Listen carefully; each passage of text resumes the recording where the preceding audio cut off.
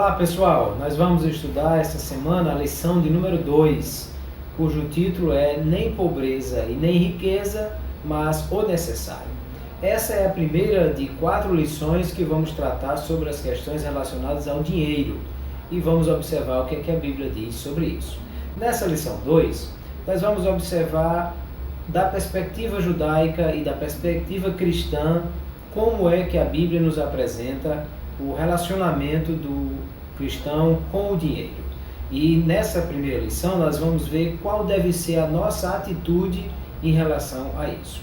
Do ponto de vista da perspectiva judaica, o texto de 28 de Deuteronômio, ele começa dizendo assim: se ouvires a voz do Senhor teu Deus, tendo cuidado para guardar os seus mandamentos que hoje eu te ordeno, o Senhor Deus te exaltará sobre todas as nações. Ou seja, numa perspectiva judaica, a prosperidade era uma consequência natural da obediência aos mandamentos de Deus.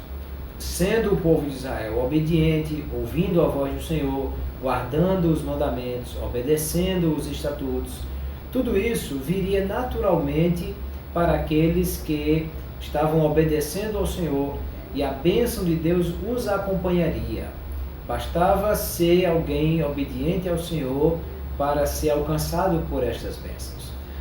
Da perspectiva cristã, o texto de Mateus vai falar sobre como Jesus entendia isso, e ele diz, o texto-chave está no capítulo 6, verso 21, que ele diz assim: porque onde estiver o vosso tesouro, aí estará também o vosso coração.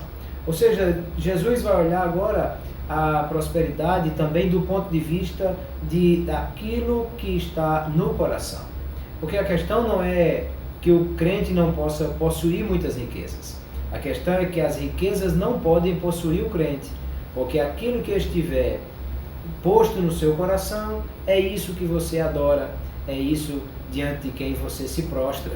E é nessa realidade que nós vamos observar que o ter muito ou ter pouco não vai fazer diferença se o seu coração estiver no pouco e você vai ter dificuldades com o pouco. E se o seu coração não estiver no muito, você não terá dificuldades em ter o muito. Por isso é que nós precisamos cuidar destas coisas.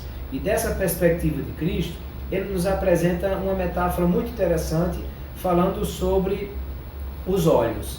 Ele diz que os olhos são a candeia. Ele diz assim que a candeia do corpo são os olhos. E se os seus olhos forem bons, todo o corpo terá luz. Ou seja, se a sua cobiça não estiver naquilo que você quer possuir, os olhos no sentido da concupiscência dos olhos, da cobiça, aquilo que nós desejamos, e se você não tiver com olhos maus que desejem coisas e seja atraído pela coisa material, então todo o seu corpo terá luz. Mas se os seus olhos estiverem em trevas, ou seja, se há cobiça, desejo, ganância nestes olhos, então essas trevas são de fato muito grandes.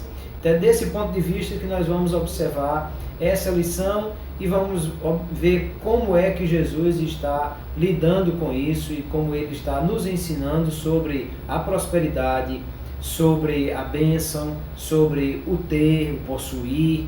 Entender que ser próspero é muito mais do que apenas possuir bens, mas é obedecer a Deus e é ter o seu coração nas coisas celestes, nas coisas de Deus e não cobiçar as coisas terrenas. Daí a razão porque o Senhor Jesus, ao trabalhar essa realidade em nós, sobre a perspectiva de como os nossos olhos desejam e cobiçam as coisas, ele disse: ninguém pode. Veja que ele não disse que era difícil, ele disse é impossível. Ninguém pode servir a dois senhores, porque amando um vai desprezar o outro. E aí ele conclui dizendo: ninguém pode servir a Deus e a Mamon, ou seja, a Deus e as riquezas. O seu coração, no centro do coração, só pode estar ou Jesus ou os bens materiais, você decide. Eu peço que você, ao assistir esse vídeo, faça anotações e elabore perguntas que serão necessárias para serem trabalhadas em sala de aula.